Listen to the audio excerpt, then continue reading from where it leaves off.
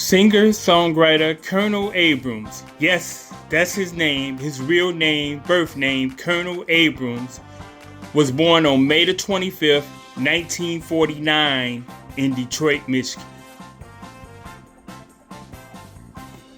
Not too long after his birth, he and his family moved to the Big Apple, New York City.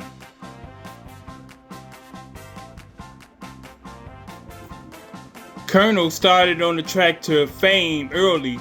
Around 3 years old, he started to take dance lessons. And at the precious age of 10, he was already part of his own group.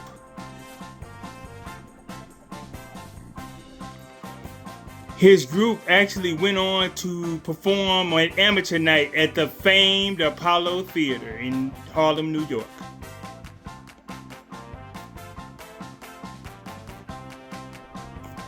Also at an early age, Colonel began playing guitar and piano.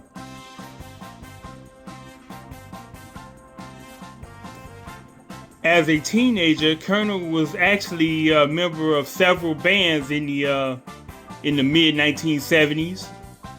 And one of those bands, called 94 East, he was the lead singer. And that band, 94 East, had a person that you may have heard of briefly featured on guitar in that band. And it's a person you might have heard of. The one and only, Prince, as you see him right there. Yes, he performed with the band 94 East in and around 1976 for a brief time. He was their featured guitar player.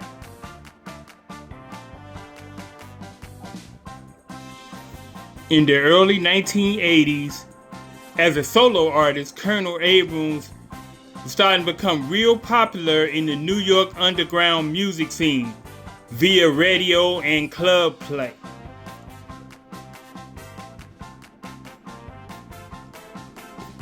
In 1984, he officially released his first solo single called Music Is the Answer, and it was a club smash hit. Music Is the Answer, and Colonel Abrams was on his way.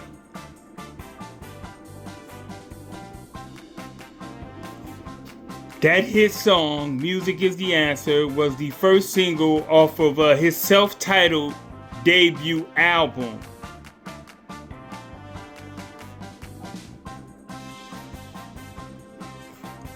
Other smash hit songs off his self-titled debut album were Trapped and I'm Not Gonna Let.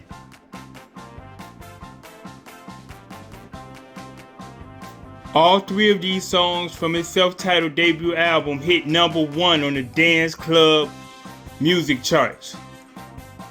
So he was rolling. All three of them hit #1 on the dance club music charts. So he was hotter than a firecracker.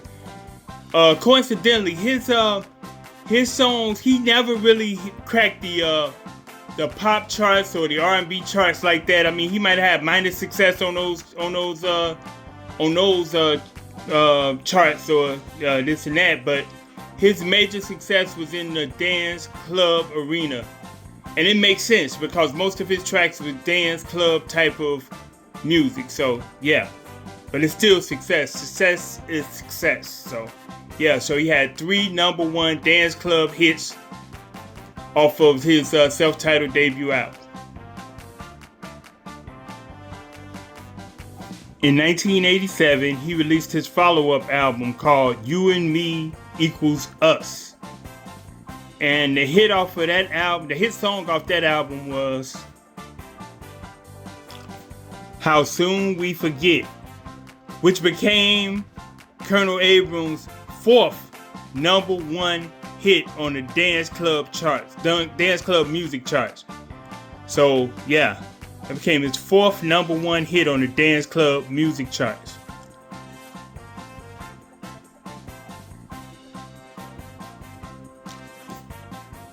Colonel Abrams continued to release music throughout the 1990s, none equal to the success of his productions that he put out in the 1980s. But he did get some mediocre success on some of his songs released in the 90s. So, yeah.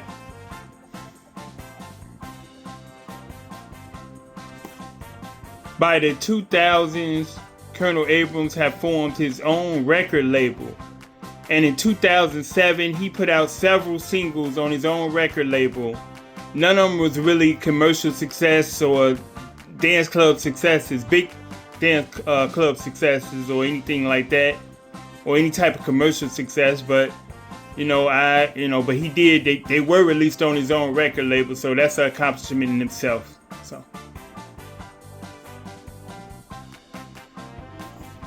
After 2007, Colonel Abrams was got caught with several illnesses. He was hit by and struck by several illnesses, and he became very ill and very sick.